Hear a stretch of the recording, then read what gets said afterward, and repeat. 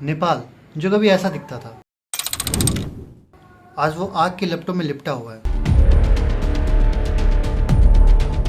तो 8 सितंबर 2025 को जो जेन ज़ी प्रोटेस्ट हुआ वो एक पीसफुल प्रोटेस्ट होने वाला था, लेकिन कुछ लोगों के कारण और कुछ पुलिस वालों के ओपन फायरिंग के कारण वहां पे हुड़दंग मच गई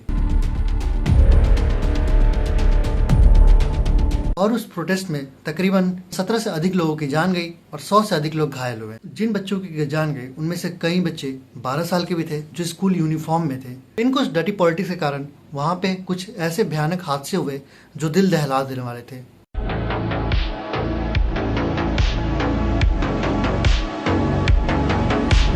इस प्रोटेस्ट में कईयों की जान गई और कई माँ बाप ने अपने बच्चे खो दिए, लेकिन फिर भी जेन ज़ी की आवाज़ों को दबा नहीं पाए।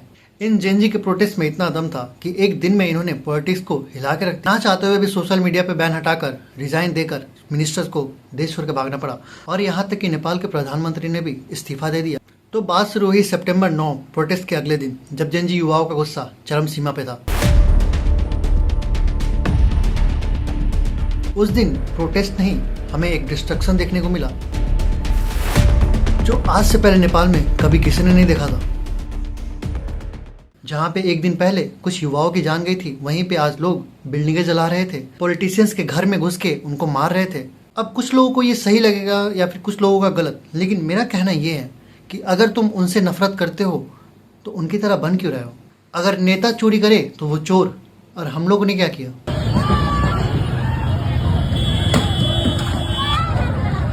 मेरा सवाल यही है कि प्रोटेस्ट करना, तुम एक पीसफुल प्रोटेस्ट हुआ, तुमने बदला लिया, समझ में आया, लेकिन अगर तुम भी वही डिस्ट्रक्शन करे तो तुम में और नेताओं में क्या फ़र्क रह गया। उन्होंने भी किसी की जान ली और तुमने भी किसी की हत्या कर दी। सिंह दरबार को आग लगा देना, गौतम बुद्ध एयरपोर्ट को आग लगा देना और भी ऐसे बिल्डिंग्स को आग लगा देना जो हमारे टैक्स के पैसे से बने हैं, ये कहाँ की समझदारी है। लोग कहते हैं कि इन केओस में जेन ज़ी का हाथ है, लेकिन ये इंसान तुम्हें कहाँ से जेन ज़ी लगता है। गौर से देखो इसको, ये 35-37 साल से कम का आदमी नहीं है। यहाँ पे मैं कहना चाहता हूँ कि यहाँ पे एक बहुत डर्टी पॉलिटिक्स खेली गई है। अगर फिर भी ये प्रोटेस्ट करप्शन के खिलाफ है और ये केओस करप्शन के खिलाफ है, तो मेरा एक और सवाल है, जो जेल ब्रेक करके 13-15 हज़ार लोग जेल से भागे हैं, उन पे हम क्या कहेंगे। कुछ ऐसे क्रिमिनल्स जिन्होंने संगीन जुर्म किए हैं वो आज सड़कों पे खुलेआम घूम रहे हैं। कुछ टूरिस्ट जो बस टूर पे आए थे, वो एक बिल्डिंग में स्टे कर रहे थे, उस होटल को भी इन्होंने जला दिया। क्या मैं जान सकता हूँ क्यों।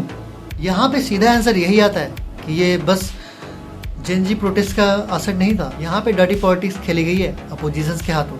इस पिक्चर्स और विजुअल्स को देख के आपको अंदाजा लग गया होगा, ये बस प्रोटेस्ट का हिस्सा नहीं था। यहाँ पे लोगों ने अपने फायदे से इसको यूज किया है। जहाँ पे एक दिन पहले जेन ज़ी प्रोटेस्ट के कारण सारे युवा आए थे, जहाँ पे पीसफुल प्रोटेस्ट होना चाहता था, वहाँ पे अगले दिन ही ये क्रिमिनल्स आ गए। मैं पॉलिटिक्स में ज़्यादा जाता नहीं, बट मैं ये ज़रूर जानता हूँ कि जेल से भागे क्रिमिनल्स को हम पॉलिटिशियंस नहीं बना सकते या फिर पॉलिटिक्स में किसी पद का हिस्सा नहीं बना सकते मुझे। लेकिन मुझे प्रोटेस्ट का एक बात ये समझ नहीं है कि अगर नेता चोरी करे तो वो चोर, और यही हम करे तो हमारा हक।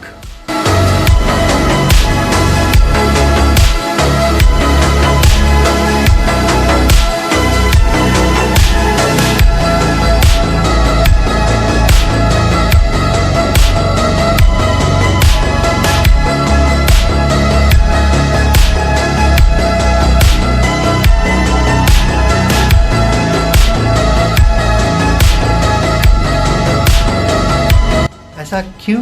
मैं ये कहना चाहता हूँ कि जो गलती सरकार ने की वो हम ना करें।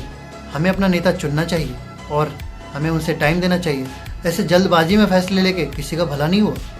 लेकिन जाते जाते मैं यही कहना चाहता हूँ कि समझ सको तो समझ जाओ और ना समझे तो फिर कोई डर्टी पॉलिटिक्स खेल लेगा।